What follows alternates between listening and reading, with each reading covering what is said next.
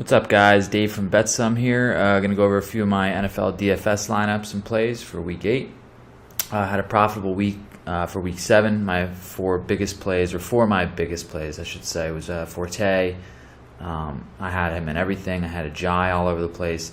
Eagles D were one of my primary defenses, and Goodwin was one of my cheap wide receivers who had 20. So I did have a profitable week, but unfortunately, my quarterbacks didn't pan out. I had the four big shooters, but none of them really did anything, so wasn't able to get much more than a small profit, but still a pretty good week, and I felt confident in my plays, and I feel confident moving forward in my Week 8 DFS plays, and here they are.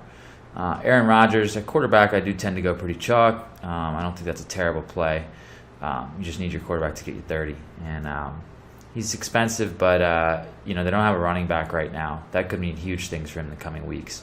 It might not be a bad play to stack him with two wide receivers, such as last week. Any stack with Montgomery, Adams, and Cobb and him would have been fantastic. Derek Carr should be chalk, but I don't think he will be this week. There's a lot of better matchups out there, and he's got a 19th OPRK. So he's had 2 down weeks in a row. I look him to have a huge game against Tampa this week.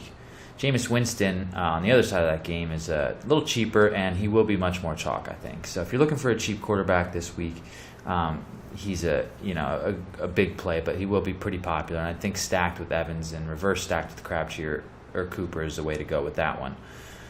At running back, I do like some kind of hidden plays, I feel like, this week. I like Lamar Miller a lot at 6,300 for similar reasons as Forte last week.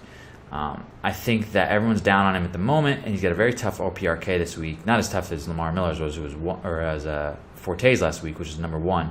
But the Texans, like the Jets, are going to have to realize that they got to give that guy the load, their star RB, as their quarterback's not playing great. So I think that's what happens this week, and Miller can do very, very big things when he gets those 25-plus touches. So that questionable tag that he has will have him even more faded, but he will be playing this week, very likely at least, due to the status of that shoulder injury. I also like Booker at 3,700, the backup running back for Denver. He was a great price, and he was worth that price getting 15-plus with Anderson playing. Broncos have now said that they love him more than once, and Anderson is out now. So look for huge games from this talented guy who now gets to start.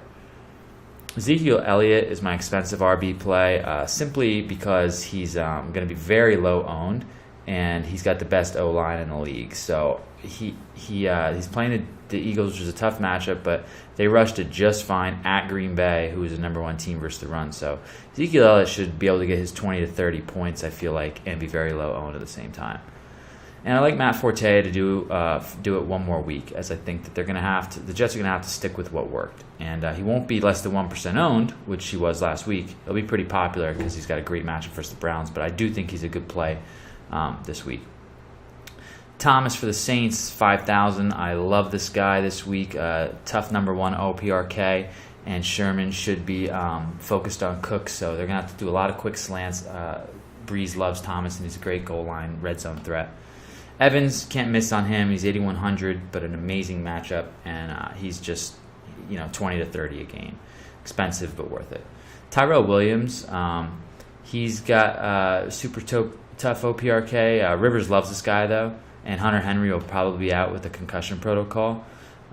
Rivers is one of those matchup-proof QBs in this league who can handle that pass rush. And I think this matchup suits Tyrell Williams far more than someone like Benjamin. So a very low-owned play with some good upside. And Hunter on the Bills, I like him for similar reasons as I liked Goodwin last week, who hit. Goodwin's now on concussion protocol. He'll likely miss this week, and that leaves Hunter as the only wide receiver on the field for Buffalo. Or on the field for Buffalo. I think he'll have 10 to 12 points with an upside of 20. Fedorowicz is a very popular tight end play, but home versus Detroit, and very cheap, very good play there. Barnage, he's been quiet for a while. I really like him this week.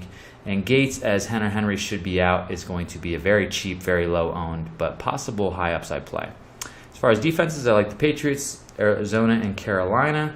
I think that they all have great matchups versus teams that can get sacked a lot and turn the ball over a lot. So those are my DFS plays for Week 8.